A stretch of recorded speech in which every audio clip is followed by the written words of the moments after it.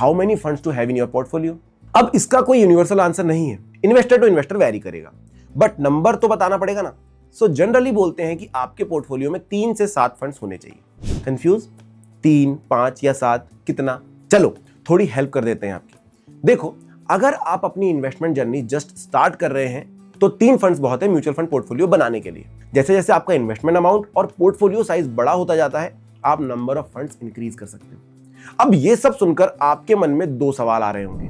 पहला, 3 से 7 की ही रेंज क्यों दी है, और दूसरा, कौन से फंड्स पोर्टफोलियो में होने चाहिए। चलो दोनों पॉइंट्स को एक एक करके आंसर करते हैं। जब भी म्यूचुअल फंड की बात होती है ना, बहुत इन्वेस्टर सोचते हैं ज्यादा फंड ले लो ज्यादा पैसा बनेगा, और वहीं कुछ लोग सोचते हैं 1-2 फंड्स में इन्वेस्ट किया काम हो जाएगा। लेकिन असली सच ये है कि ना ज्यादा फंड सही है और ना बहुत कम। रीजन के साथ समझते हैं। टू फ्यू फंड्स क्यों नहीं? 1 या 2 फंड में पूरा पैसा डालने का सोच रहे हैं। ये तो सारे एग्स एक ही टोकरी में डालने जैसा है।